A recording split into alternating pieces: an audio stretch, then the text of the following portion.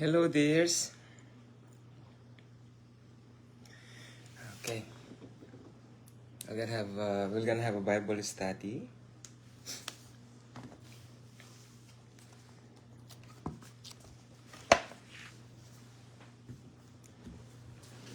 So I'm gonna do a Bible study, my dears, because I'd like to do a opportunity because I don't have work tomorrow.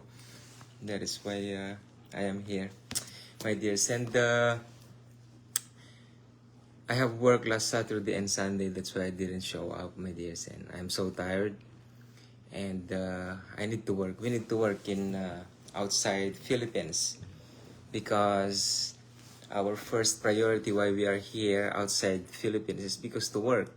And that is our priority. Not because of the ministry or not because of going to church, my dears.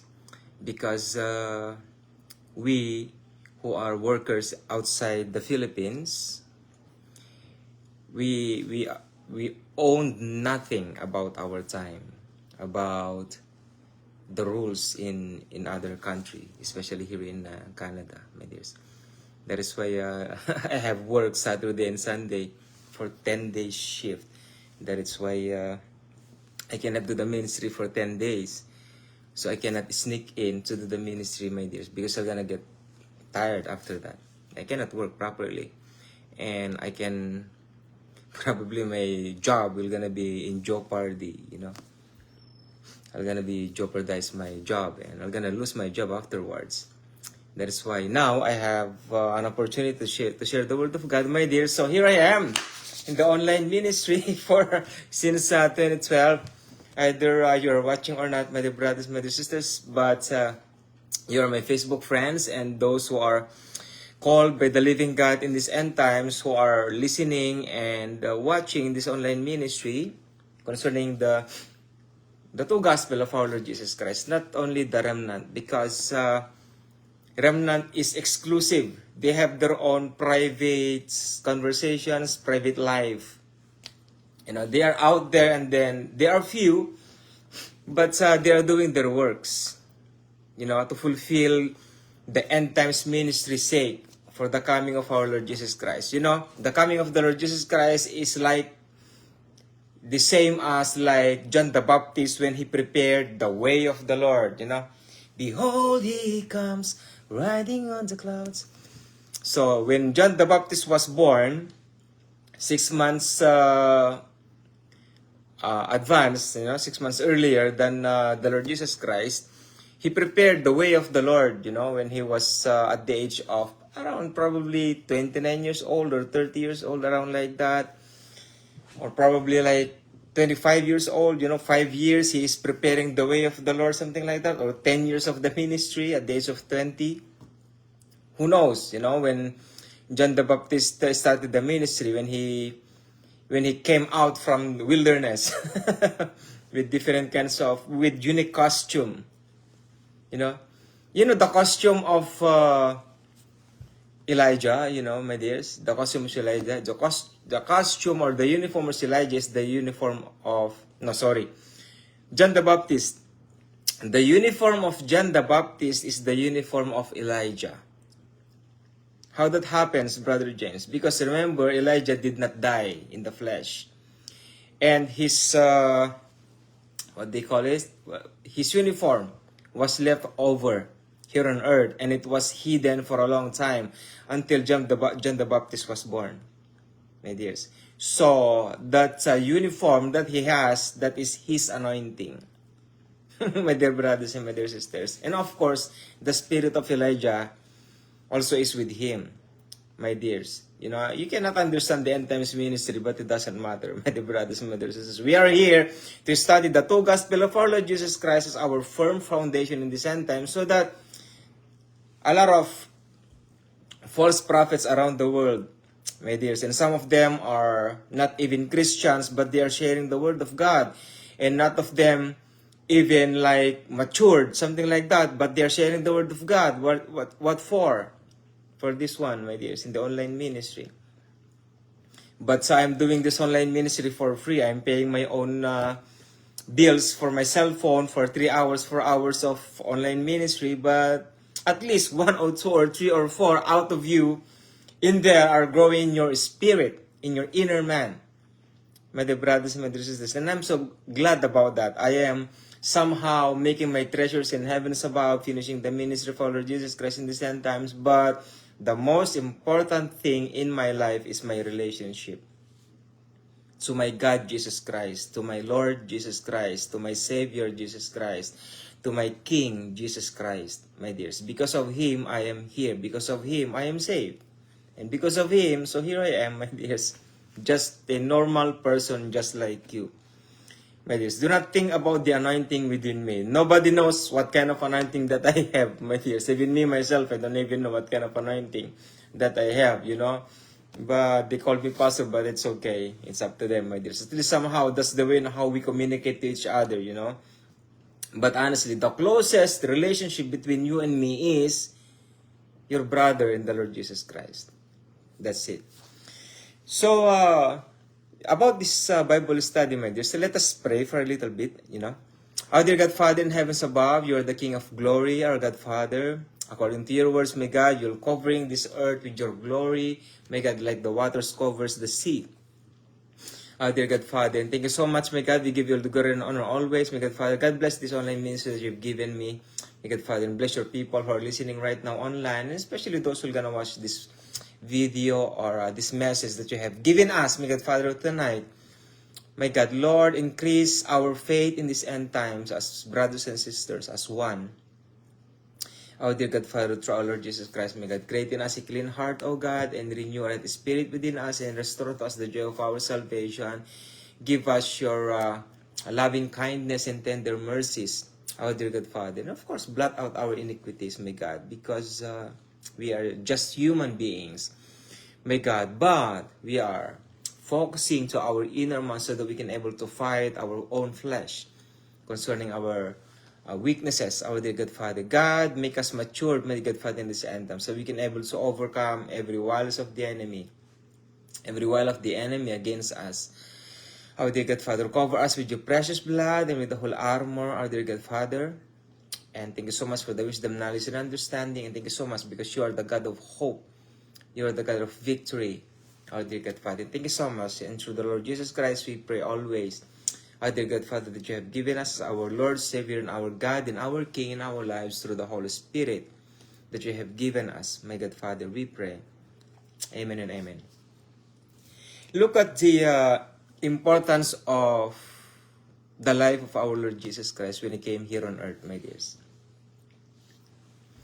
Let's say perhaps 3,000 years ago. Because they said like 2,500 years ago, based on the time frame, you know.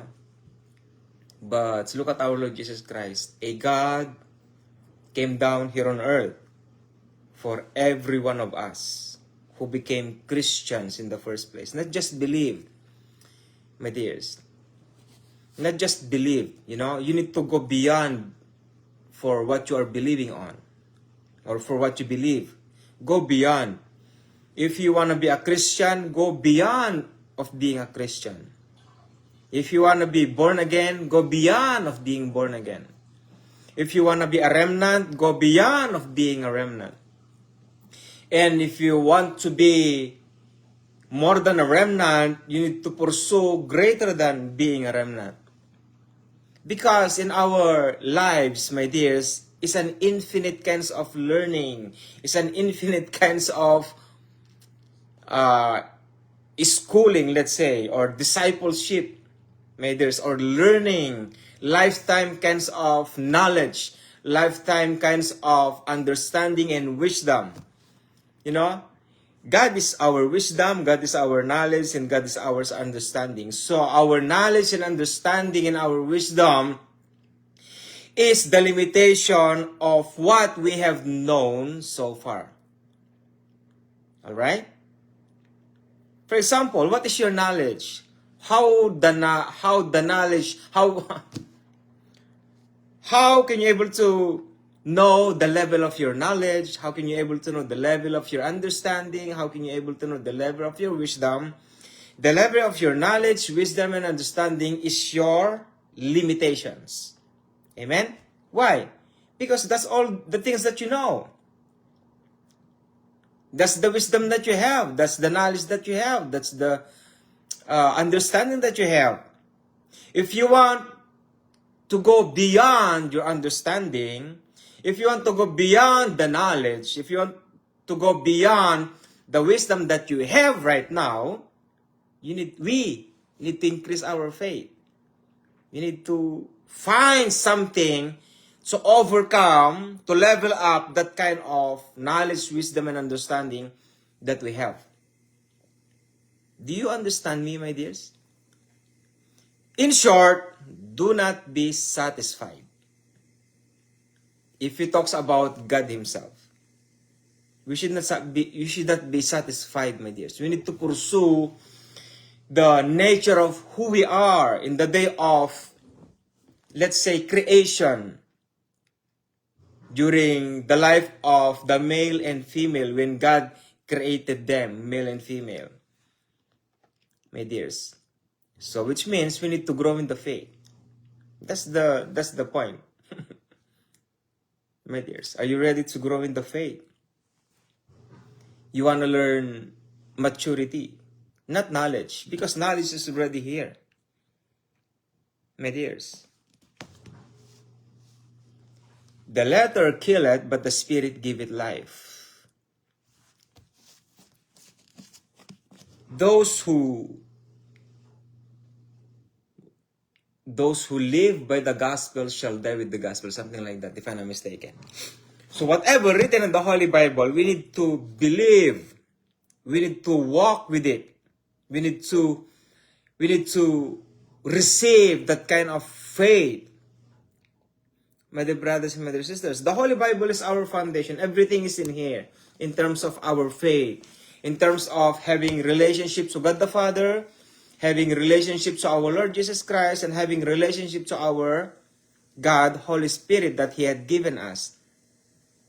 But in that kinds of relationship, we need to find out on how to have a very good relationship to God the Father, to our Lord Jesus Christ, and to God, Holy Spirit.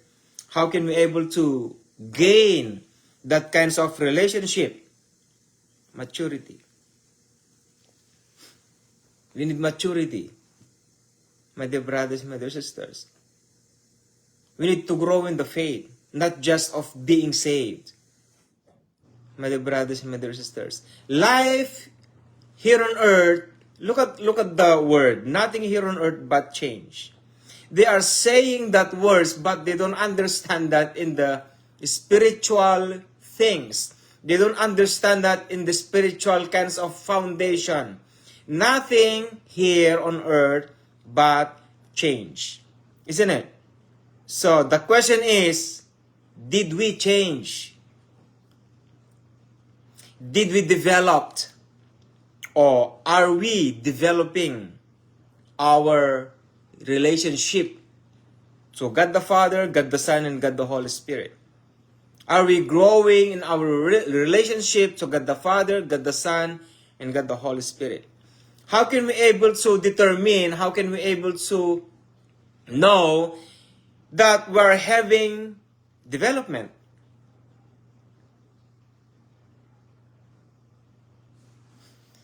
One of the ways on how we know that we are growing in the faith is on how you love your brethren. On how you love your brothers and sisters in the Lord, regardless of religions. Regardless of Christianity. When you say Christianity is religion, because that's what they said. Let's take that one. You know, when you say Christianity is religion, let's take that one. Christianity, the followers of our Lord Jesus Christ. Let's take that as religion. The followers of the Lord Jesus Christ, like followers means like they believe the Lord Jesus Christ as their Lord and personal Savior. But in terms of relationship,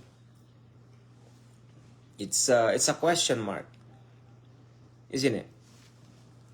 My dear brothers and my dear sisters. So look at that, you know. God Jesus Christ gave us eternal life in heavens above, and He wrote, and He wrote our names in the book of life, isn't it? That's what the pastor said. That's what the people said when we are young. Oh, God the Father or God the Son wrote your name in the book of life, and then it cannot be taken away anymore. That's what we know, right? That's why we are so confident in doing sins. We are so confident, even though we are sinning, it is okay. Isn't it? Because we have the grace of the living God. It is okay. Because we have already names in heavens above. James, in the book of life. Isn't it? That's why the only way for us to grow in our faith is by ourselves. Not by anyone else. Not by me, not by you of me, and not by me of you. Even though you are listening to me, even though I'm listening to someone else, it's up to me if I will going to take that as an advice, if I'm going to take that for my own maturity. Knowledge. I'm gonna take that kinds of information out of someone or of somebody, and then I'm gonna ponder that kinds of information that I have received. Now, it's up to me on how to live with it. For example, I'm gonna give you an information. What the Holy Bible says in Ephesians chapter 5, verse 25, if you live in the Spirit, you should also walk in the Spirit. So I gave you the information. Now, how can you able to understand, how can you able to comprehend that kinds of statement? If you live in the Spirit of the living God, walk in the Spirit of the living God also. How to do that? So you need to elaborate through your mind. You need to cultivate it. You need to dig it. You need to dig. Dig it spiritually and get the root out of it, my dear. So how can we live in the Holy Spirit and walk in the Spirit also? How can we do that? Do we have an answer?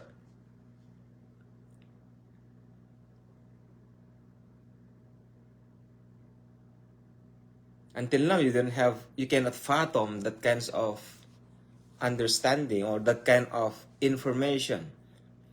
Because living in the Holy Spirit is about the kingdom of God, wherein your foundation is not actually kingdom of God, but the grace of the living God, of being saved alone. That is why you neglected every teachings about the kingdom of God. There's no righteousness, there is no maturity, there is no holiness, because that's not what I have learned for 10 years, 50 years of my life here on earth. I'll stick with it. Something like, if I am a Catholic, Sagrado Katoliko ako, Sagrado Katoliko ako. If I am a Catholic Christian, I will live as a Catholic Christian. If I am Baptist, I will live as a Baptist. If I am a Methodist, I will live as a Methodist. My question is, when you go to heaven, can God, Jesus Christ will say, how was the Methodist Church, my dear?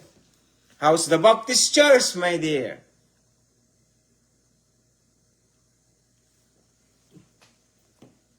Do you believe that every religion think that once they die, they're gonna go to heaven because of their religion? Isn't it? Every religion, except for Satanist, of course, except for the cult kinds of religion. But when it talks about religion as a general, they have the religions because once they die, they'll go to heaven. Or they will follow what the teachings in that religion they have. Isn't it? So what's the difference between a Baptist, Methodist, Pentecostal, Jesus is Lord, and the kinds of so-called born-again Christians out there? What's the difference between those kinds of names in terms of religions? Because when we go to the Lord Jesus Christ, He never even asked what religion that we have. Because the Lord Jesus Christ says, come, enter to my kingdom, my good and faithful servant. My good and faithful servant, enter to my kingdom, enter to my joy, enter to my... Not even religion, my dears. So, what is important, religion or relationship? As brothers and sisters. My dear brothers, my dear sisters. How can we able to be reconciled, or on how can we be able to be united if we don't know about the kingdom of God teaching. Because the only one person, let's say, the only one person who can unite us is none other than what? Of being saved. And because we are saved, you are in the body of the Lord Jesus Christ. That is wrong.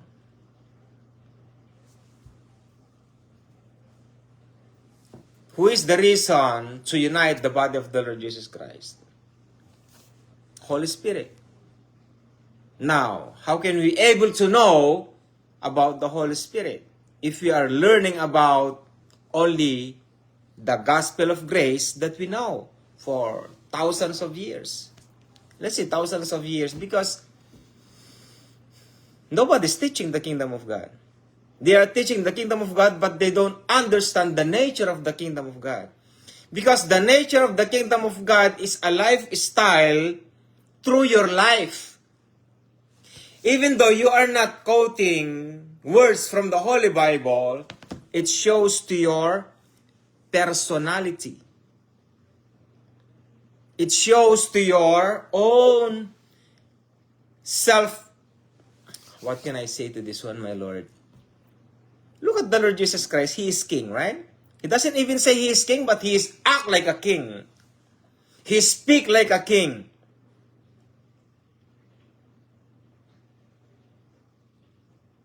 If you are my students, I would like to say, who are lords in here? Who are kings in here? Probably all of you are gonna raise your hands. So which means, live like Lord, live like king. How can you act like a king and how can you act like a Lord? In terms of lifestyle. You're learning about your king. You're learning about your Lord. But do you act like it? Do you live like it? No. Why? It's a question mark, my dears. And the Lord Jesus Christ says, or John the Beloved says, no, John, Apostle John, in the book of Revelation, in his vesture written, the King of Kings and Lord of Lords. They are quoting that kinds of words or statement or verse, but they don't know the meaning of it. They don't know even the real essence of it.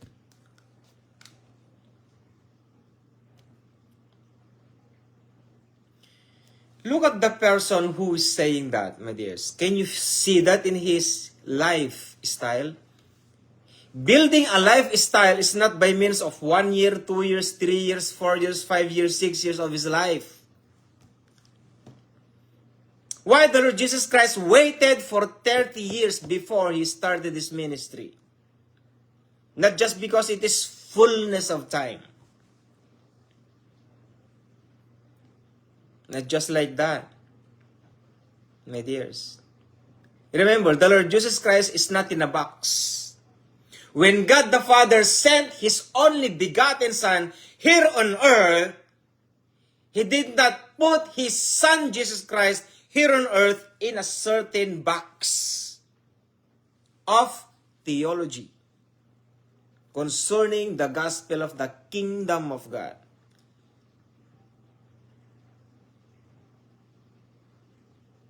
That's why if a pastor is living in a certain box and preaching what he had learned in a box, he is nothing.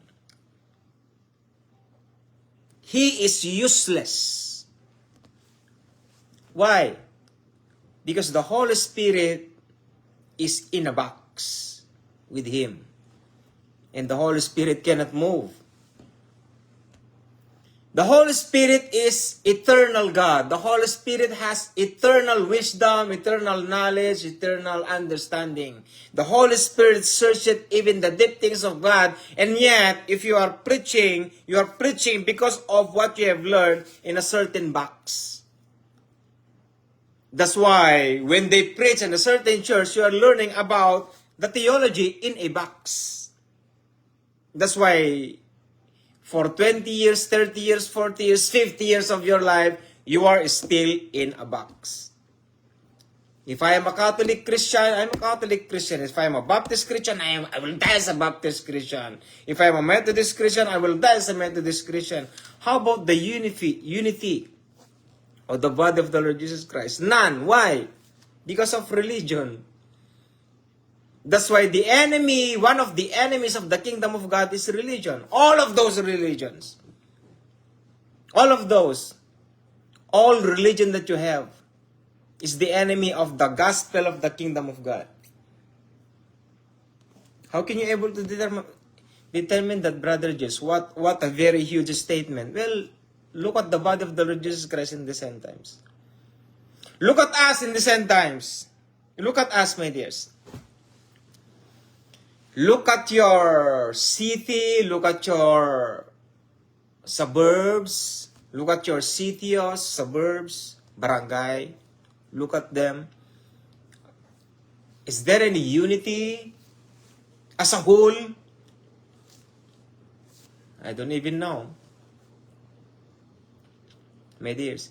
That's why it is so hard to get maturity, because we are focusing to them, not to the living God, especially the Holy Spirit. You know, the closest God that we have is not even the Lord Jesus Christ, not even God the Father.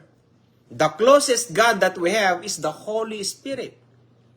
Now, on how to communicate to the Holy Spirit, the only way for us to communicate to the Holy Spirit is through the Word of God.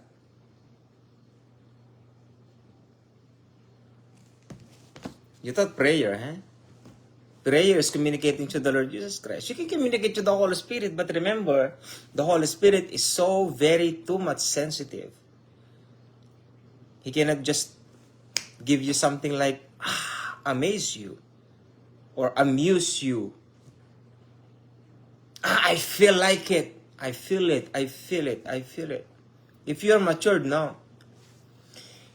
maturity is like this. If God, the Holy Spirit, gives you something, you need to think about that for like somehow months before you say that. My dears. That's how maturity is. Because many fell from this kinds of attitude once they have received the nature of the Holy Spirit, like something as a personal kinds of relationship, they are sharing it to the people instantly.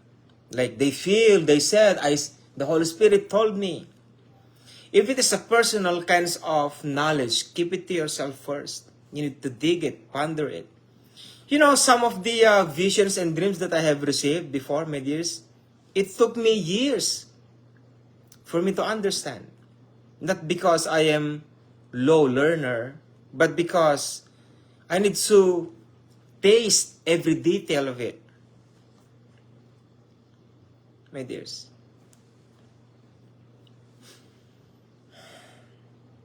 It is so joyful. It is good to know if we are in the lineage, if we are in line with the nature of the Holy Spirit.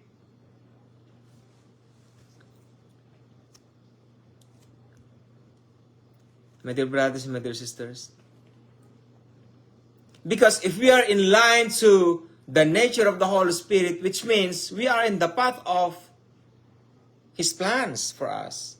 Jeremiah 29:11.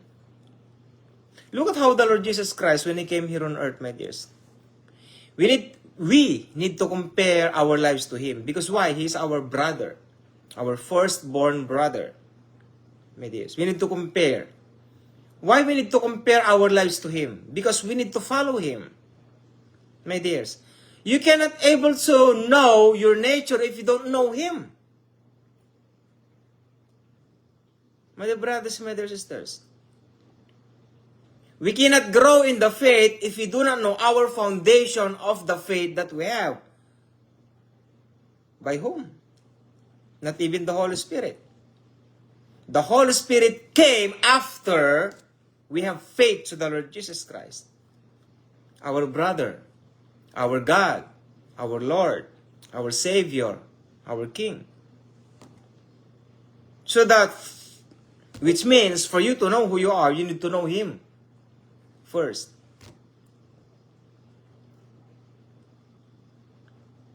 That's why we cannot understand who we are if we don't understand His nature first. What is His nature? As a Savior, as Lord, as God, as King. Dear brothers and my dear sisters, look at our Lord Jesus Christ when He came here on earth, my dears. When the Lord Jesus Christ came here on earth, since He was in the womb of His mother Mary, He is under persecution. Now tell me, how are you if you receive persecutions? How are you when the time you believe the Lord Jesus Christ as your Lord and personal Savior? I am enjoying, Brother James. What kind of enjoyment that you have? What kinds of amusement that you are doing, my dears?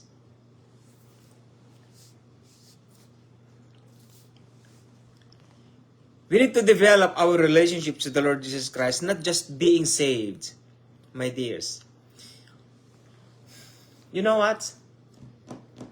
I'm always saying this, my dears.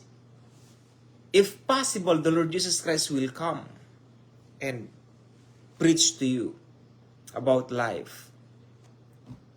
If He will just come, my dears. You know what happened to the rich man and Lazarus? The rich man says to Abraham, Father Abraham, can you please bring Lazarus back to life and preach that to my 7 brethren or 6 brethren? I think 5. I'm not sure, my dear. I think he has 5 brethren. Let him preach. Let him come to warn my brothers on the earth.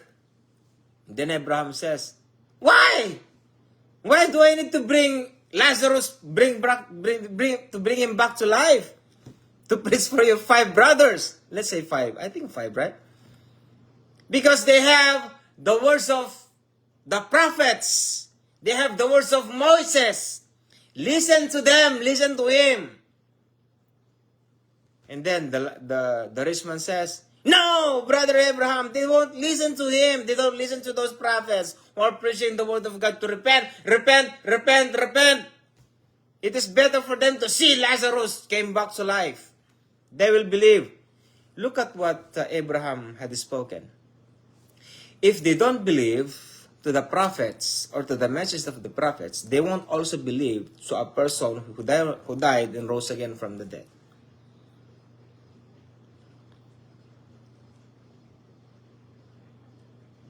I'll give you 2 points here. God had given ministries to His people already before the world began. You know, Jeremiah says, before I formed you in the womb, I knew you. God the Father said to him, before I formed you in the womb, I knew you, and before you was born, I set you apart. This is the ministry of our Lord Jesus Christ given to me. Actually, not our Lord Jesus Christ. This is a ministry from God the Father Himself. This is a ministry, my dears. And of course, without the Lord Jesus Christ, this ministry is nothing. My dear brothers and my dear sisters, since I have started this ministry, I'm always telling you that the true gospel of our Lord Jesus Christ was given by God the Father Himself. That's why I'm not just preaching to you or teaching to you about the Lord Jesus Christ, especially God the Father, my dears, because He is the founder of everything. He is the beginning of everything. God the Father Himself, not the Lord Jesus Christ. My dear brothers and my dear sisters, you may know that one should die and see Him and meet Him. The highest is not our Lord Jesus Christ, my dears, if you just know it.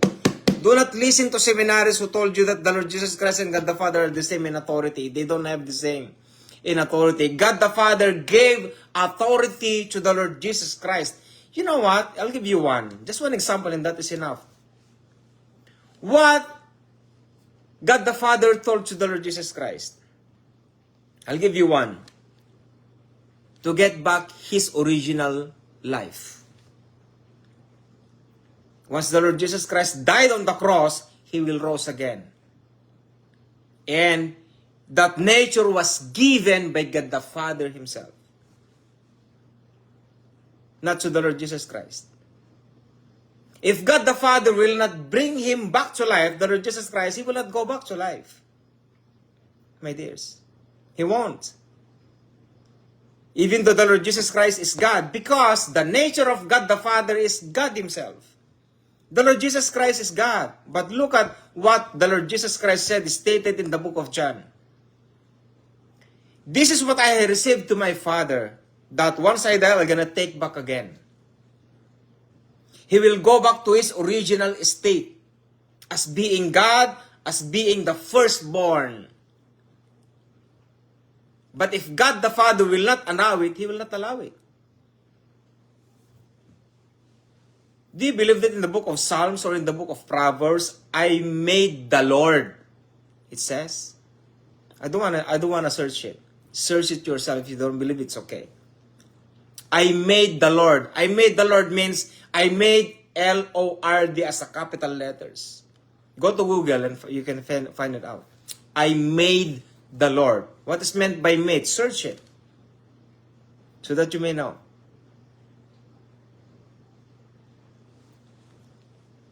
God the Father is the reason why everything exists. My dears. But not the Lord Jesus Christ. The Lord Jesus Christ is God and He is God. My dear brothers, my dear sisters. But in terms of knowledge, in terms of information, in terms of understanding, in terms of wisdom, everything comes from God the Father Himself. John 3:16, for God so loved the world that He gave His only begotten Son. Either the Lord Jesus Christ likes it or not to go here on earth, He doesn't have a choice. He needs to obey. So, how can this pastor says that the Lord Jesus Christ and God the Father and God the Holy Spirit are one? Like, even in authority, in power, in being as a Godhead? No. That's one thing for you to know, my dear brothers, my dear sisters. Why you need to know that? Because that's part of the end times ministry.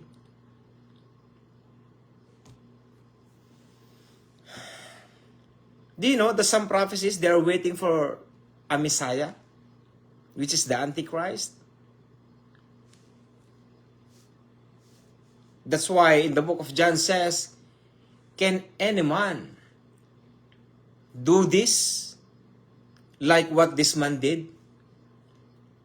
Somehow they are using that to expect someone to come here on earth like greater than what the Lord Jesus Christ had done. And there's only one who can do that. Not greater than what the Lord Jesus Christ had done. At least He can imitate what the Lord Jesus Christ had done. Like what the evil spirit had done during the 10 plagues in Egypt.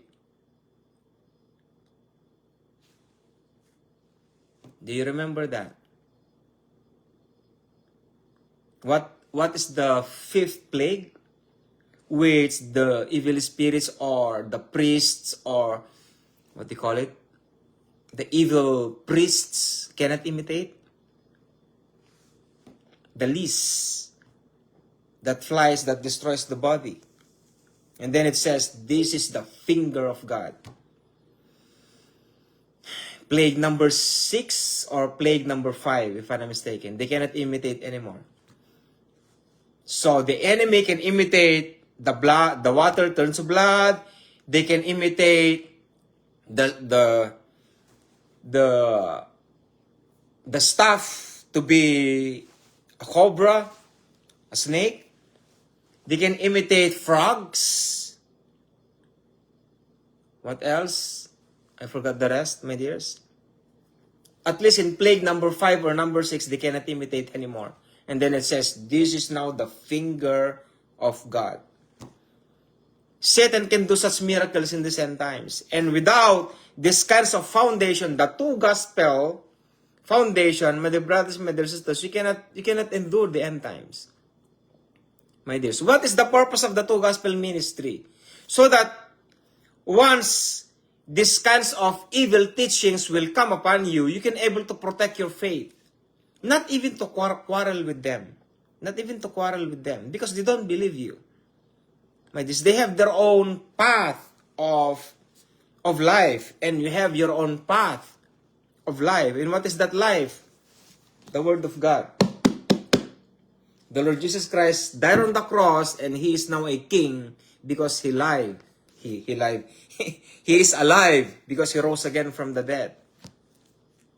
That is our foundation. But the two gospels, somehow, my dears, is not enough for the coming tribulation.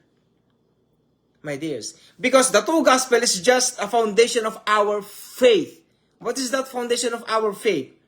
My dears, because the devil will gonna shake your faith.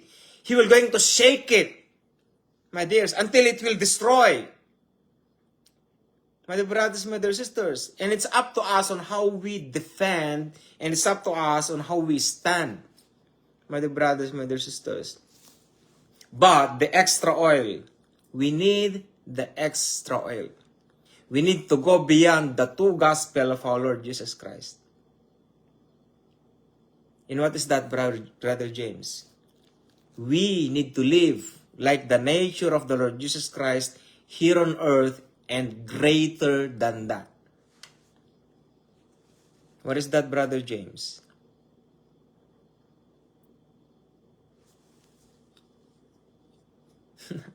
I would like to tell you, but I cannot tell you, my dears. We need to be like Him. That's what I'm telling you. Because the Lord Jesus Christ says, once I go to the Father, you will do greater things than this.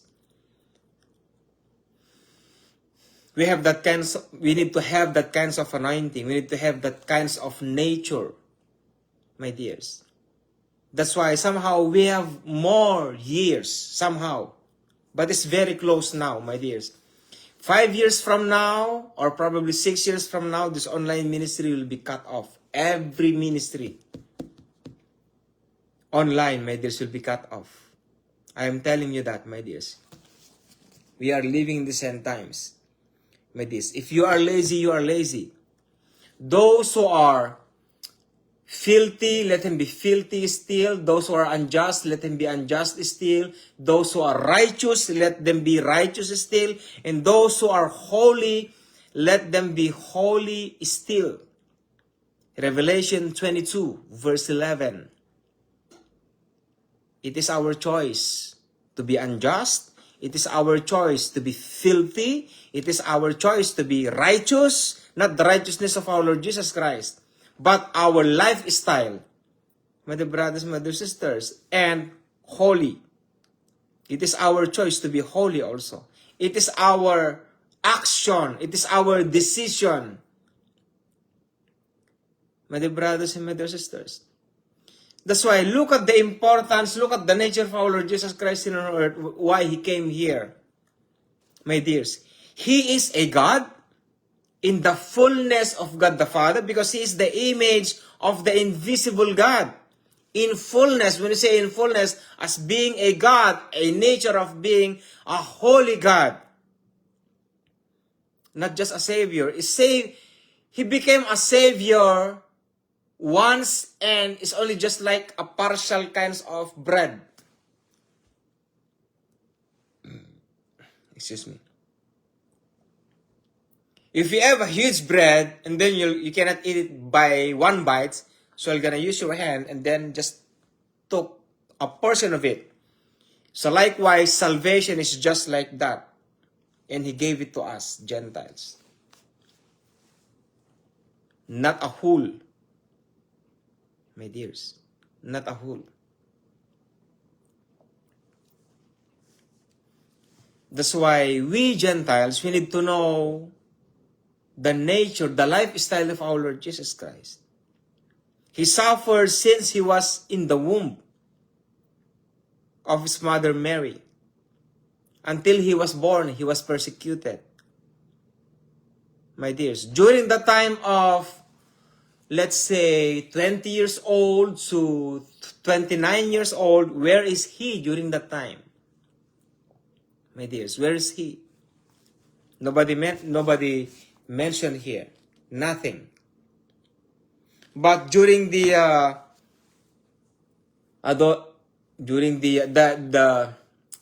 young age of our Lord Jesus Christ at the age of 12, you can find that in the extra biblical book. My dears, the super gospel of our Lord Jesus Christ. You can able to know who he is when he was young. But in terms of ministry at the age of 30, my dear brothers and my dear sisters. But look at the nature of our Lord Jesus Christ when he was born here on earth. And according to the Holy Spirit, according to the Holy Bible, we need to follow his footsteps. Who did no sin. Apostle Peter says, who did no sin, but we need to follow his footsteps.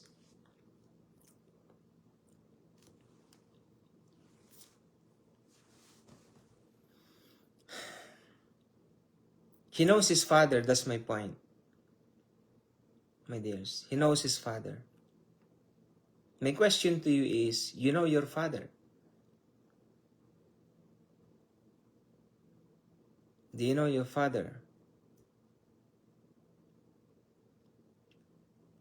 We are always looking for the grace of the living God. We are always looking for a Savior, which is our Lord Jesus Christ. We are always praying to the Lord Jesus Christ, which is good. Praying to our Lord Jesus Christ every time, every day, every night, it is okay. But remember, God Jesus Christ is praying to the Father also for your sake. Do you know that? Do you know that the Lord Jesus Christ is praying for me, for God the Father?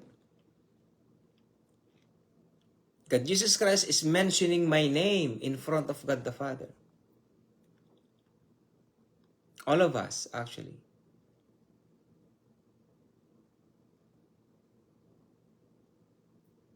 And as we can see in YouTube, in Facebook, it says, according to our brethren out there, even kids who had a dream, the Lord Jesus Christ would like to come, but we are not yet ready.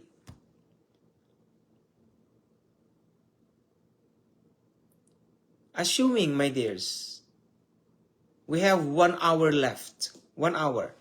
I'll give you an option. Within 1 hour left. And the Lord Jesus Christ will come.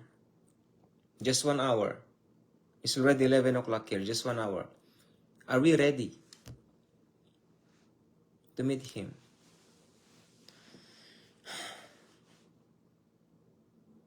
I am...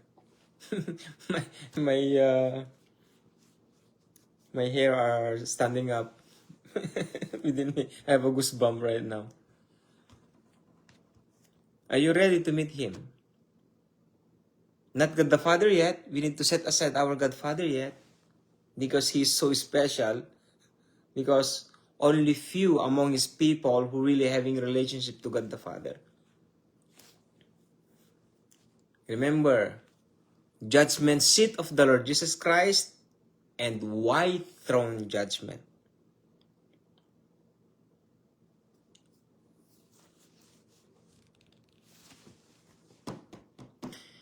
Oh my God.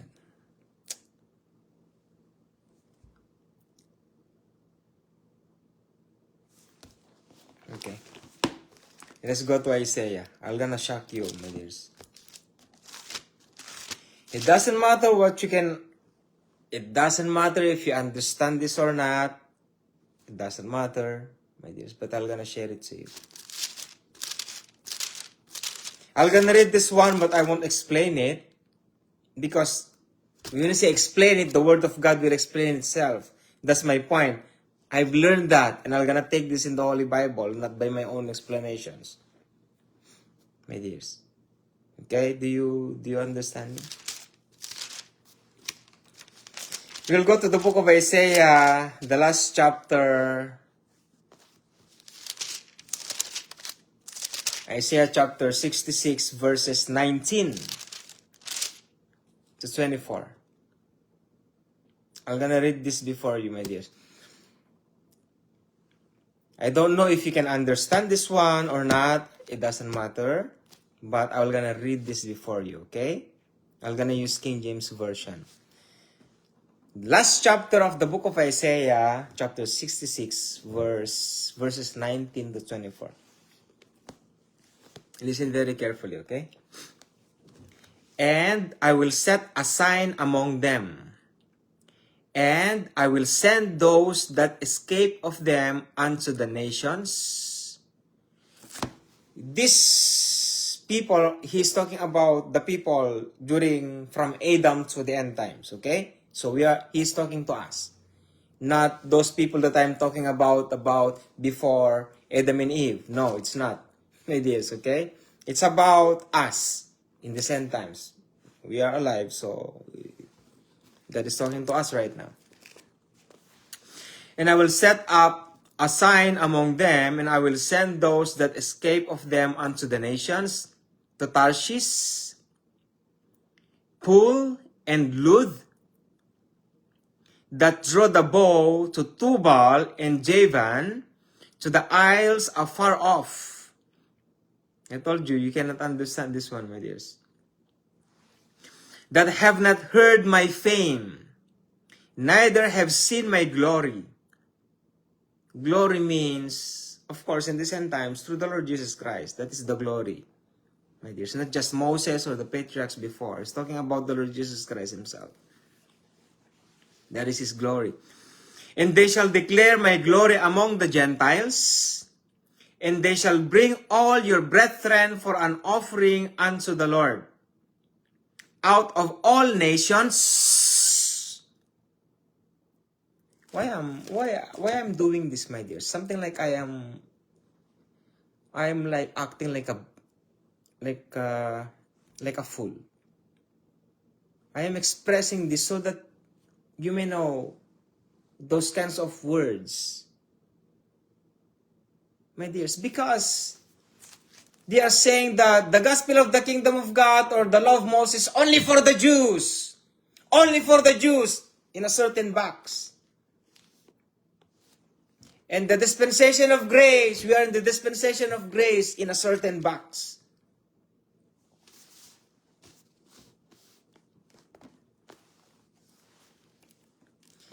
These pastors, my dears, from seminaries, they put us in a box. I don't know what kinds of box they put you in. Not me, my dears. I never live in a box of their theology, my dears. That's why I never went to seminary. I've learned that from here. This is my box of theology. Is this one as a box, my dears? I told you what we have understood, what knowledge that we have, what understanding that we have is the limitations of who we are. Do you think this one has limitations, my dears? This is my limitations. If God will not limit His words, you will not be supposed to be limited. Because you are a son and daughter of your God and your Father in heavens above. My God, oh my. I cannot even utter it, my dears. I have goosebumps all over me.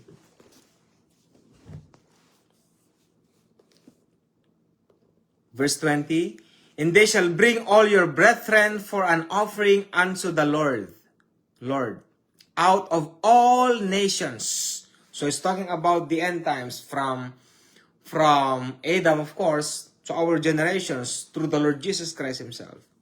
Because salvation came from the Lord Jesus Christ, and because of the salvation is spread out around the world to all nations, not limited to one nation, but to all nations. And they shall bring all your brethren for an offering unto the Lord out of all nations. So how can you live in a certain box of theology? Sorry, my dears. I'm worse than this when I did the first years of my teaching online. I am shouting and screaming, my dears. Not like this. Oh my. I am keeping myself, you know.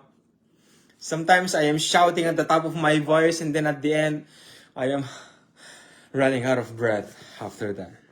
Anyways, not anymore, of course. And they shall bring all your brethren for an offering unto the Lord out of all nations, upon horses, and in chariots, and in litters, and upon mules, and upon swift beasts, to my holy mountain Jerusalem, saith the Lord, as the children of Israel bring an offering in a clean vessel into the house of the Lord. So all of us who are living according to the holiness, the righteousness, and the maturity of our Lord Jesus Christ. All of us together. What else? Verse 21. And I will also take of them for priests and for Levites, saith the Lord. And for as the new heavens, this is getting heavy. I'll stop right there. For as the new heavens, see, look at this. Barashit bara Elohim behet haaretz. Barashit bara Elohim, what is the name, Lord? I forgot. In the beginning, God created the heaven and the earth. Heaven. But it says here, and I will also take of them the priests and the Levites, said the Lord, for us the new heavens. Can you get your Bible, my dears, and look at that?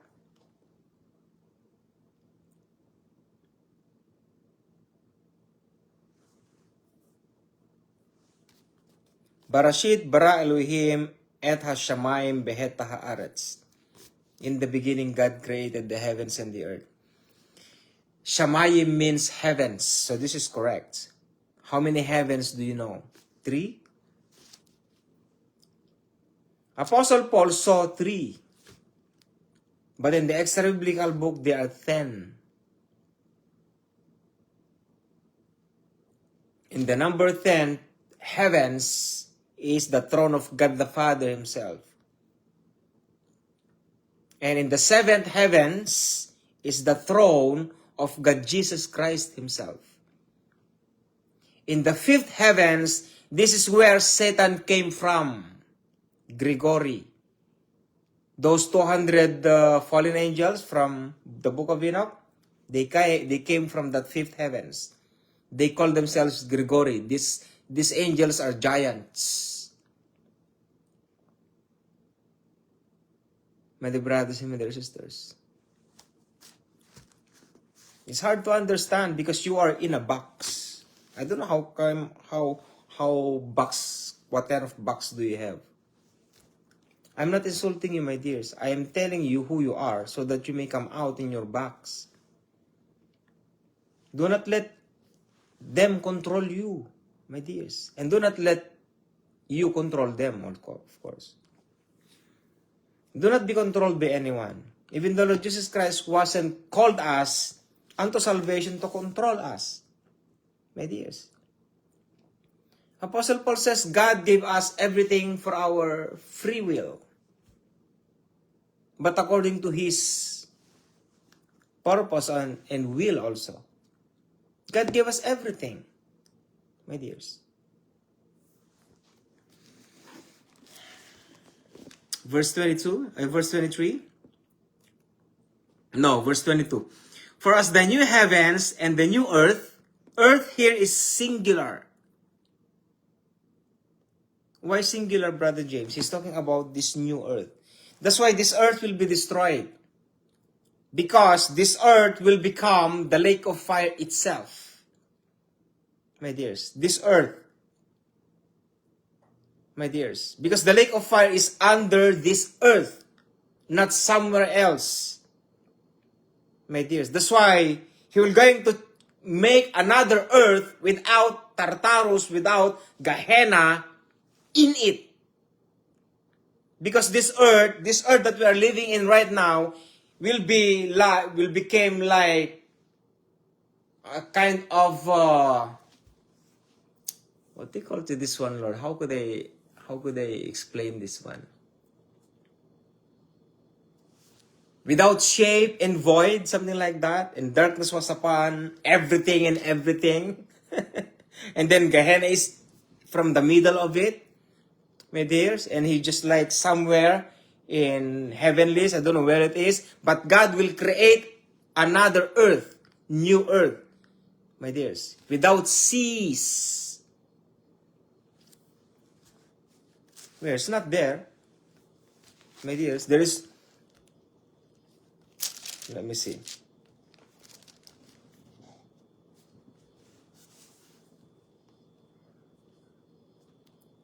I will create new heavens and new earth, He says. Here, in verse 21. And I saw a new heaven. I don't know if this is Shamayim or singular. I saw a new heaven and a new earth. For the first heaven, this is wrong. Because it says, for us the new heavens and new earth. So which means, the Revelation chapter 21 is Shamayim. It's plural, heavens. And I saw a new heavens and a new earth. For the first heavens and the first earth were passed away, and there was no more sea. No more sea. So that nobody will gonna get drowned. Because nobody knows on how to swim. Only few can swim. I'm just amusing you, my dears. You know, what I'm telling you is that God will remove the seas. There's no seas anymore except for the river of life. Why God removed that seas, Brother James? I don't know. Ask God the Father. Maybe, I don't know. My dears, I cannot answer that. For the new heavens and the new earth, which I will make, shall remain before me. Oh, praise the Lord. Shall remain before me. If God the Father says, say so, and does. So which means that's for once and for all, God will create heavens and earth for eternity. Are you excited for that one? Are you excited? I don't think so. You don't even know you don't even know where you are in your relationship with the Lord Jesus Christ. How can you understand this? My dears, isn't it? We need to develop our relationship with the Lord Jesus Christ. I am saying this to you so that your mind will be thinking in advance. You know, my dears, what will be somehow the coming new heavens and new earth. For as the new heavens and the new earth which I will make shall remain before me, praise the Lord, saith the Lord, so shall your seed and your name remain. We have our own name, my dears. And it shall come to pass that from one new moon and to another, and from one Sabbath, to another, shall all flesh come to worship before me, saith the Lord. Do you understand that, my dears? And in verse 24, it says like this. And they shall go forth and look upon the carcasses of the men that have transgressed against me, for their worm shall For their worm shall not die, neither shall their fire be quenched, and they shall be an abhorring unto all flesh. Think about the two verses here, 23 and 24. And it shall come to pass that from verse 22, let's add it. For us, the new heavens, this one is the future. Think about that. Okay, let us imagine that this is already the future. Let's talk about it. Okay? For us, the new heavens, so think about the new heavens and new earth. This earth will be new, let's say, and we have terrestrial body, and the Lord Jesus Christ is with us, and God the Father is with us right now. Let's think about that. Amen? Now, which I will make shall remain before me, and saith the Lord, so shall your seed and your name remain. Praise the Lord. And then it says like this. So during that time, when there is new heavens, and there is a new earth, and that will remain forever without Satan, without evil spirits, no sinning, no sin at all, everything is holy. Now this is. And it shall come to pass during that kinds of generations or whatever it is that, and it shall come to pass that from one new moon to another. How can you explain that? From one new moon to another. And from one Sabbath to another. Shall all flesh come to worship before me, saith the Lord. Now, who can explain this message? It says Sabbath. Sabbath. What is Sabbath? Not Sunday. Praise the Lord. What is Sabbath? Saturday.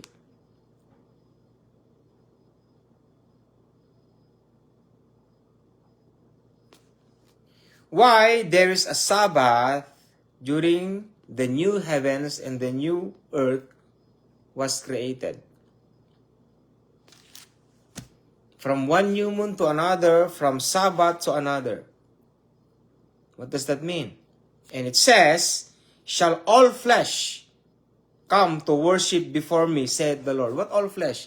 Including the Satanist people? Including the cult kinds of religion? They're gonna meet together, all of us? Is that what is meant by this?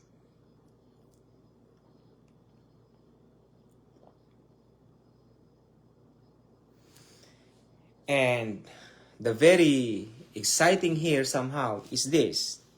And they shall go forth and look upon the carcasses of the men that have transgressed against me, for their worm shall not die, neither shall their fire be quenched, and they shall be an abhorring unto all flesh. So it says God will create new heavens and new earth, and yet, because of there is one new moon to another and one Sabbath to another, and all the people of the living God will gather together, and somehow they're going to see the people who transgressed against God, which their worm shall not die, and neither shall their fire be quenched, and they shall be an abhorring unto all flesh. Where is that? Where? Lake of fire. So, how can you able to explain those verses, my dears, from 22 to 24? Connect that in Revelation chapter 21. That's why look at what God Jesus Christ or God the Father had prepared for us. There is a wedding in heavens above. And the Lord Jesus Christ is our groom, and we are the bride. It is written in seminary, my dears. They've learned that in seminary, which is correct. But that is the kingdom of God. You don't even know it.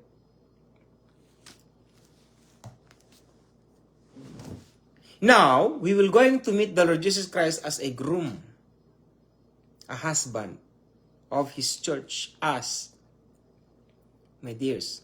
Now, to whom we will going to meet. That is why if you don't know the nature of being you in the front of the living God, how can we able to meet the Lord Jesus Christ? My dears. If you're going to be the wife of the husband, which is the Lord Jesus Christ, who is before us, seated on the throne, waiting for the groom and waiting for the bride. God the Father. My dears. Look at the nature of God the Father. Are you ready? Are we ready to meet Him? My dear brothers and my dear sisters. You may never understand what I'm telling to you unless you're gonna remove the theology that you have. One of the pastors I have spoken before, for them, or for you, I said to that pastor, I respect that pastor of course, for you to go beyond the nature of being a pastor, take off that kinds of nature of being a pastor. Because living in these end times is not about the gifts. It's not about of being a pastor. It's not about of being a prophet. It's not about of being a teacher. It's not about of being an evangelist. It's not about of being an apostle. It's about of who you are as a brother and as a sister of the living God. If we have this nature, we can able to unite in these end times.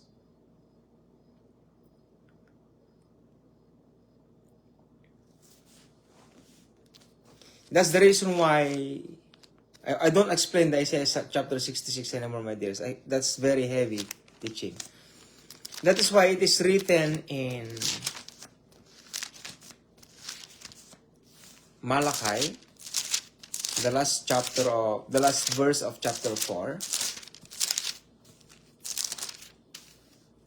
And he shall turn the heart of the fathers to the children, and the heart of the children to their fathers, lest I come and smite the earth with a curse. A father and a child, and a child and a father. It's a family relationship.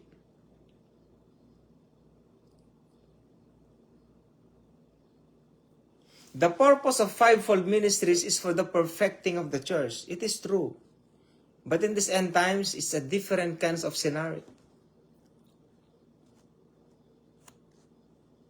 My dears. It's a different kinds of scenario. This is not about pastor anymore. This is not about an evangelist anymore. It's not about a teacher anymore. It's not about a prophet anymore.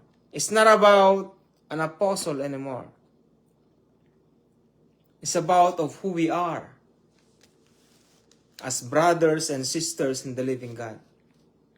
This is the only way for us to unite each other. My dears. This is the only way.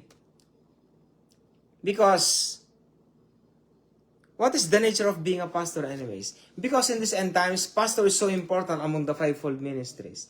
Because they are the one who have their flocks. Have you seen an apostle has a flocks? My dears. Have you seen an evangelist has a flocks? Have you seen as a teacher has a flocks? Have you seen a prophet has a flocks? Only pastor has flocks. They are teaching, feeding, keeping the body of the Lord Jesus Christ. But the anointing was defiled in the end times. It is defiled, my dears. So, once the anointing is defiled, what will be the option? You need to take off. You need to take off that kinds of gifts. You need to reach out the body of the Lord Jesus Christ, you as a brother and as a sister of the living God. But I'm telling this only to those who can understand this nature. It is not just about Elijah here, my dears. This is not about Elijah. Behold, I will send Elijah the prophet before the coming of the great and dreadful day of the Lord. No, not just like that, my dears. I'm talking about the verse 6 here. And he shall turn the hearts of the fathers to the children, and the hearts of the children to their fathers. The Lord Jesus Christ came here on earth to unite the citizen of the kingdom of God. Not just his body, my dears. To unite the body, the citizen of the Lord Jesus Christ.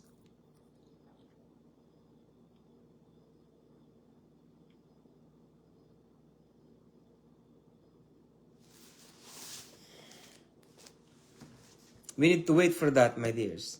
But you need to study the Holy Bible yourself. It is your choice, my dears. I cannot feed you in a very basic kinds of theology, my dears. Because learning, as long as you know how to read and write, you can be matured. Because you are an adult. You are an adult already.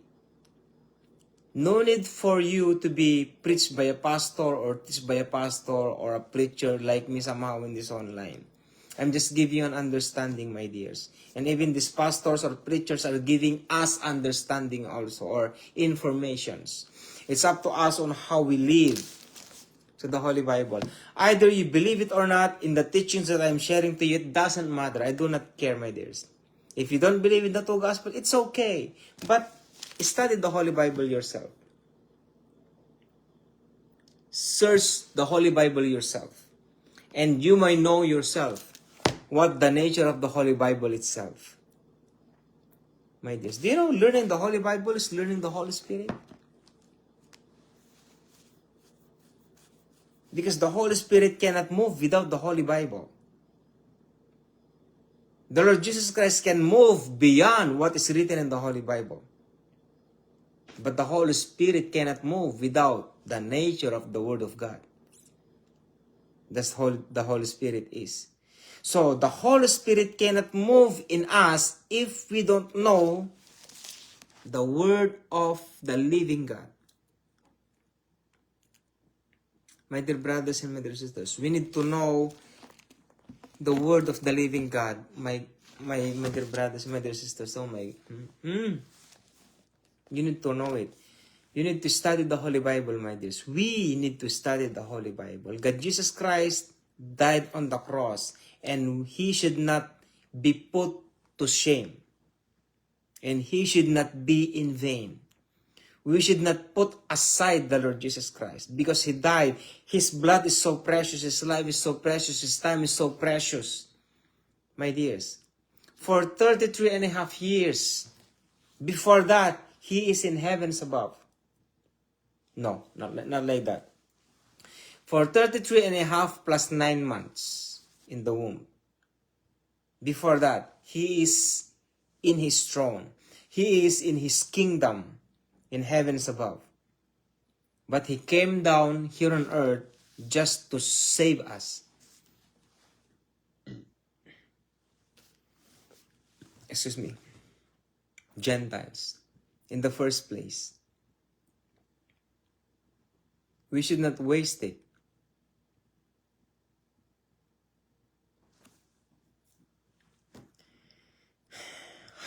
What is the basic for us to do, Brother James, as a new believer, as a new listener of yours? Something like that. Pray. Pray to the Holy Spirit. Do not stop until the Holy Spirit say so. Do not study the Word of God. It is nothing. As a new believer, this is wrong. When I was a new, nobody's teaching me this, but I'm teaching you. As a new believer or as a new Christian or as a new having a relationship to the Lord Jesus Christ as Lord and personal Savior, studying the Holy Bible is not the first thing to do. The first thing to do is to pray. Do you believe that prayer can make you holy? Do you believe me in this? Not by studying the Holy Bible. Prayer can make you holy.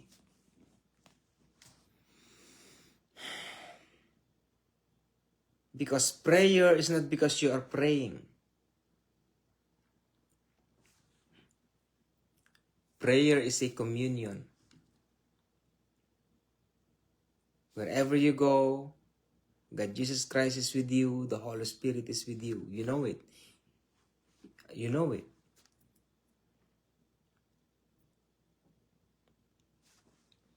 That's the very basic foundation on how to grow in our faith. And once the Holy Spirit says something within you, once you develop that, that's the time for you to study the Holy Bible.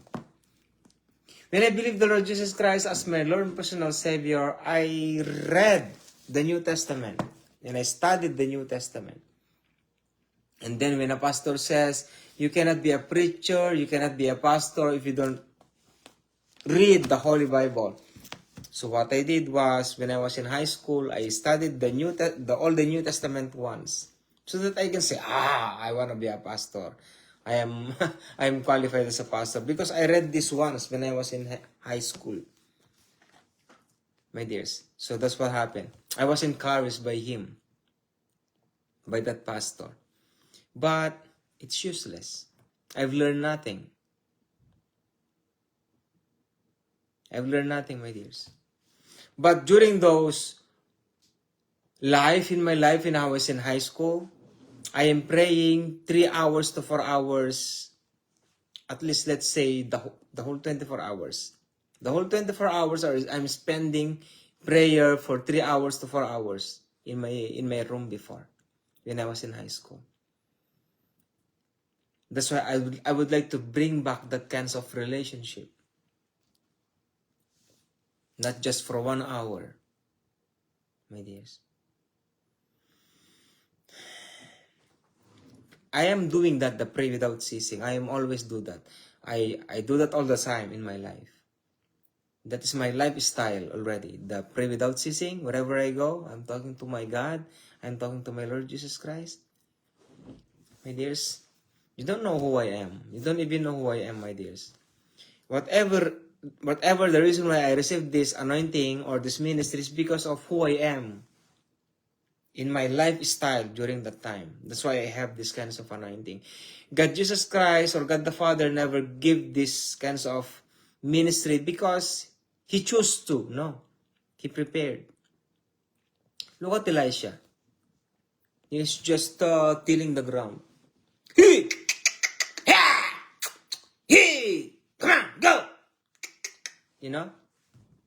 He's just tilling the ground for the coming rain because he's gonna plant vegetables or whatever kinds of grain that he has. And then when Elijah came, he just took the mantle and then he left. He said nothing. And then when Elisha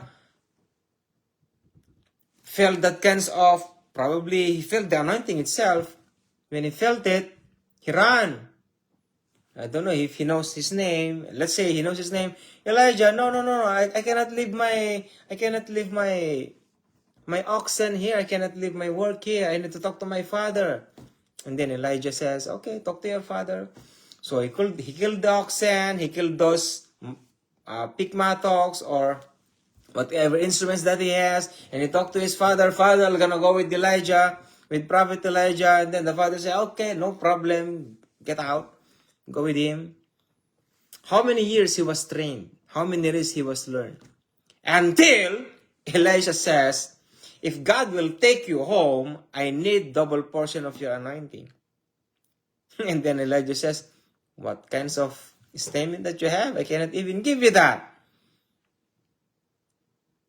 And then Elijah says, if possible, God will take me home.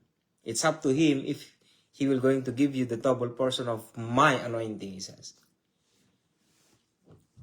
Training. Do you think I received the two gospel of the Lord Jesus Christ because of just like, just a second, and then that's it? My dears? How about you? My dears? How about you? How are you in your personal relationship to God that you know? How is your personal relationship to Jesus Christ who saved you that you know?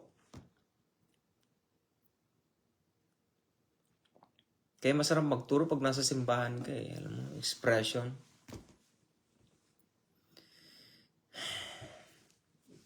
We need to know who we are first. But knowing who we are is knowing the Lord Jesus Christ first. Do you know Him? Not the Holy Spirit. I'm teaching about on how to grow in the faith. And that is the Holy Spirit by prayer. But in knowing yourself is not by knowing the Holy Spirit. Knowing the one who saved you. The Holy Spirit did not save you.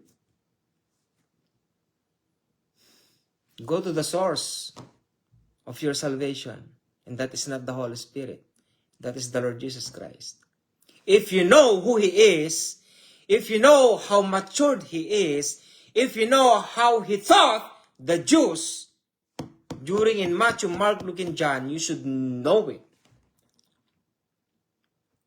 You should know it.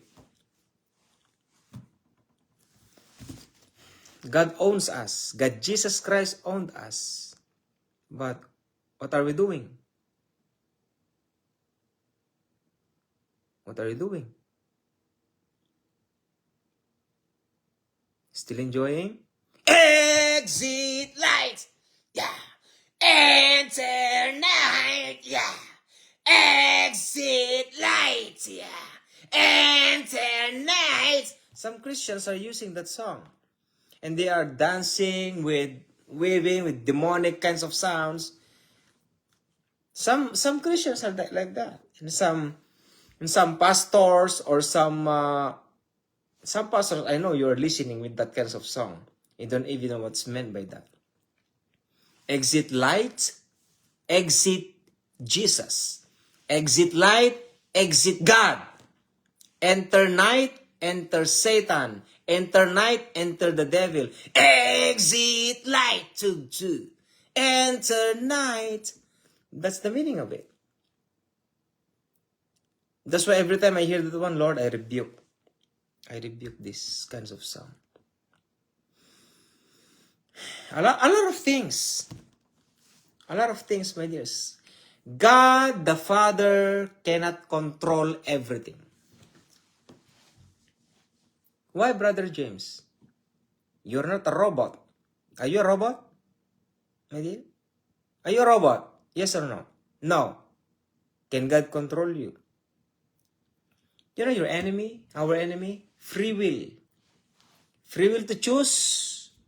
To those who are Caesars, are Caesars. To those who are gods, not just penny. Render to Caesar, which are Caesars, and render to God, which are gods, not just penny. It is ours, our choosing. Those who are unjust, let them be unjust still. And those who are righteous, let them be righteous still. Those who are filthy, let them be filthy still. And those who are holy, let them be holy still. Where are you? It is our choosing. It doesn't matter if you get mad at me, my dears. At least once we meet in heavens above, let's see. Because I'm a preacher, and it's hard to be a preacher, my dears. I'd rather to be enjoying my job, earning something, no, for our ministry back in the Philippines out there. But I'm doing the online ministry right now, my dears.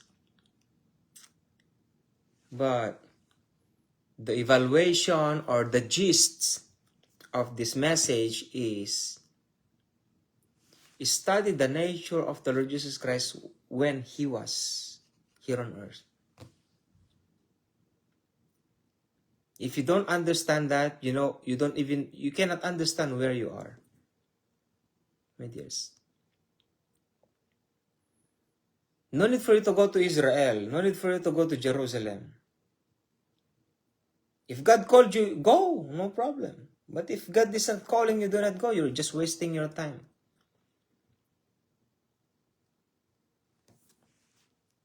Look at Apostle Moses. Look at Prophet Moses and Joshua. Look at Prophet Moses when he went to Mount Sinai for 40 days and 40 nights meeting God the Father. Or let's say God Himself. Because when you say God, either the Lord Jesus Christ or God the Father, it doesn't matter. Because God, before Abraham was, I am. God Jesus Christ says. Amen? God Jesus Christ. That's why I say God Jesus Christ or God the Father, it doesn't matter. When He came out after that 40 days and 40 nights, his face shining like a sun. That's why He needs to cover it. Only His eyes can be seen. And that's Moses. Now, what's the difference between the situation of Moses and the situation of Joshua? Did Joshua going up and down once he get thirsty? He will going down and drink water and eat and then going up again. And then after he got thirsty and hungry, he will gonna go down again and take his food for 40 days and 40 nights. What happened to Joshua? And remember, when Moses came down with Joshua, it doesn't matter what happened there because he destroyed the 10 Commandments. Remember? But I don't care about that. My point is that Moses and Joshua, when they came down together, and then that happens, he destroyed the 10 Commandments. Now, when they entered to the tabernacle, even Joshua entered into the tabernacle. I'm crying right now. I'm crying right now, whatever it is. Oh Lord, I don't want to cry.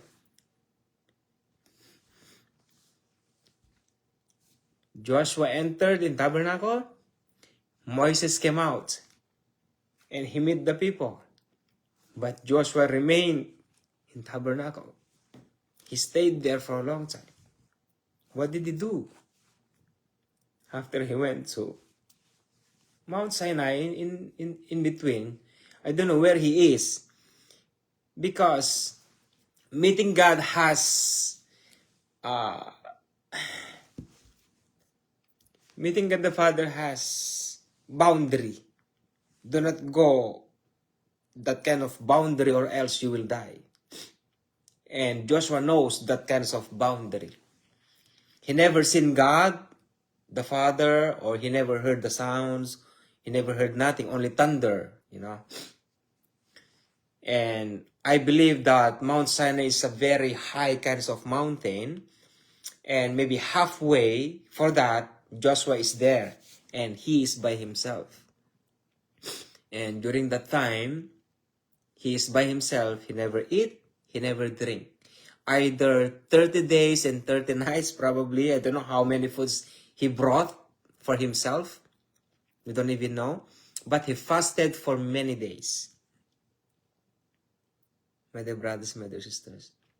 And then when they came down, they entered to the tabernacle. And then Moses came out to the tabernacle, to the Holy of Holies, at least somehow, with the Ark of the Covenant. He went there and then he came out. But Joshua stayed in the tabernacle.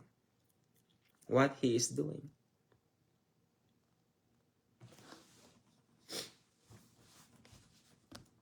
If we have that kinds of relationship, which we have in these end times, you're one of them.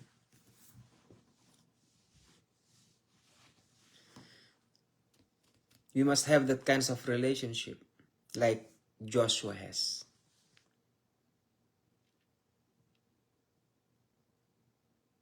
I hope you understand that kinds of nature, my dears. I hope you understand that. Our relationship to God is not easy. Talking to the Holy Spirit is not easy. No. Prayer is not easy, my dears. You know the basic teaching of being a Christian? You read your Bible and pray. But for me, pray and read the Bible and have fellowship to the brethren. But I'm telling you, the very basic among those three is not reading the Bible, is not going to church, but prayer, I told you. Amen? Prayer is the first foundations of faith, not by studying the Holy Bible. Because a lot of people studying the Holy Bible, but they learn nothing. They get worse. Satan knows that. Now, why prayer?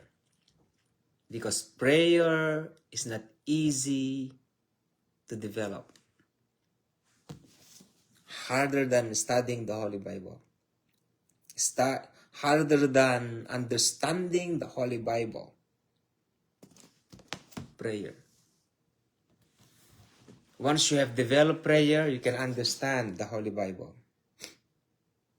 My dear brothers and my dear sisters, they're not teaching you that in the church. Nobody's teaching that. But I'm teaching it to you. My dear brothers and my dear sisters, prayer is not easy. Prayer is the hardest foundation for us to know in developing our relationship to God Himself. God the Father, God the Son, God the Holy Spirit. Prayer. Not this. This one is a personal relationship for us to grow. For us to grow. But the secret for holiness, like jump up easily for holiness, is communion. It's a direct communication or direct contact to God Himself. Excuse me. By whom? Holy Spirit.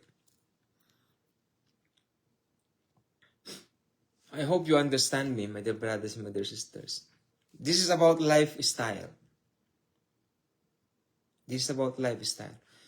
Now, when you say about lifestyle, it is your choice. It is your choice. My dear brothers and my dear sisters, I'm talking to atheist people. You know what? There's no boundary. Every time I talk to him, I am not putting a boundary that I am a son of the living God, you are an atheist. If you don't believe me, it's okay, live by yourself. No. I'm not putting a boundary between us. I'm talking like I'm giving him information. It's up to him. If it is up to him if he's going to believe it or not. But in the end of our conversations, he has a free style, let's say, or free spirit, like some kinds of informations that waving in his mind. I don't know how can I explain that, my dear brothers and my dear sisters. I don't know.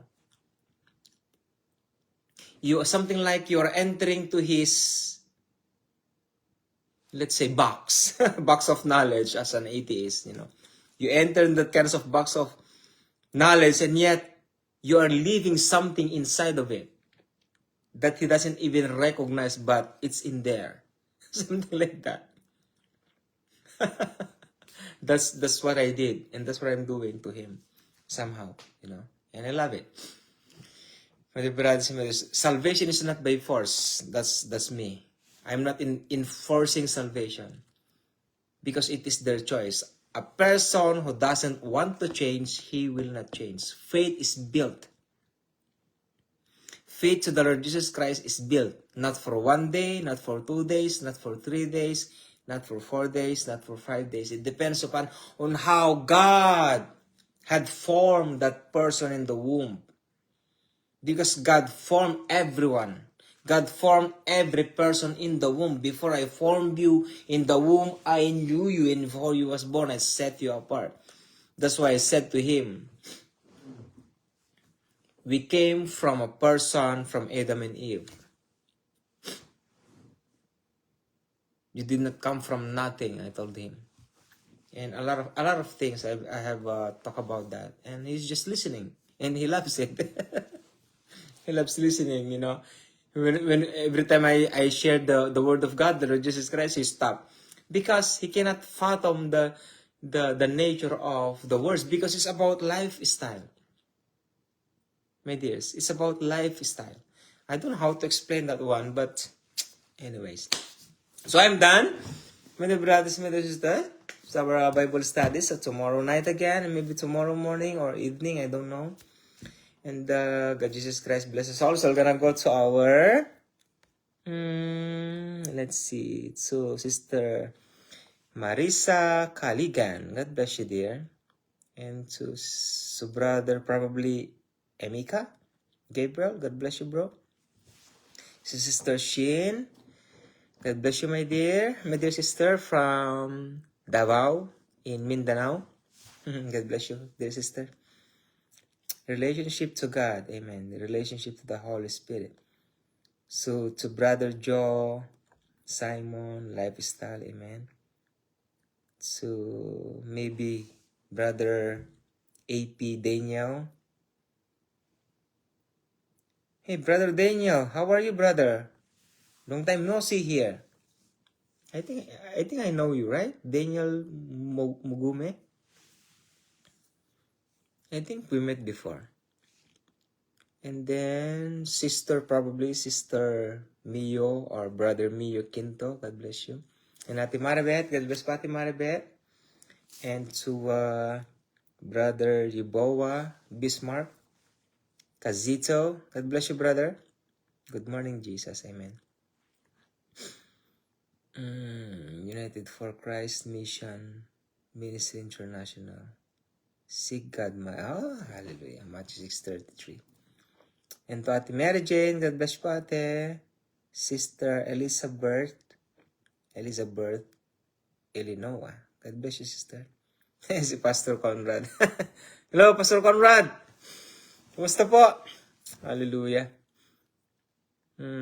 Hopefully, makapag-meet po tayo minsan. And to Sister Brenda Bautista Lico. God bless you, sister. And so Brother Chubilas, Virgilio Onya. Hallelujah. And to Sister Fatima Pascua Morales. Hallelujah. And to to Brother Hill, my student in college. Oh Lord. Oh no, I forgot, Lord, sorry. To Sister Judy Ann Mariano, God bless you. And to Ate Candy Flores. Yeah, the first lady of Pastor Danny in Saudi Arabia. Ate Candy is one of the elders in Kamis in Saudi Arabia. The right church with. She is one of the elders there. And that is where I found and I learned I never forget that teaching, the Knowing God's Best by Pastor Danny. Knowing God's Best. Me living for me living for Christ, and Christ living through me. Before I went home in the Philippines, I've learned that. And I'm teaching that many times in the online ministry. Do you understand that? Me living for me living for Christ, and Christ living through me. It's a very powerful kind of message. I never forget that one, my dears. I'm teaching that all the time in the online ministry, and also in the Philippines to the youth in there, in some churches also. So God Jesus Christ bless us all. my dears. Sister Fatima. Si Sister Fatima here, Morales, is she's an attorney. Yeah, sister attorney, Fatima Pascua Morales. So, can we pray? My dear brothers, my dear sisters, can we pray? Our dear God Father in heavens above, our dear God Father in heavens above, our Father, God, nobody can express your name through the Jews, our dear God Father, and even me myself. My God, I cannot express your name, whatever your name is, our dear God Father, but I give you all the glory, our God Father, the God of Abraham, Isaac, and Jacob, and the only God Father of the Holy Bible. And you sent our Lord God Jesus Christ, Yeshua Messiah. Our dear God Father died in Israel, in Jerusalem. Our dear God Father, and thank you so much for the Holy Spirit you gave us. Our Father, Lord, teach us what to do in these end times. Our Father God in heavens above.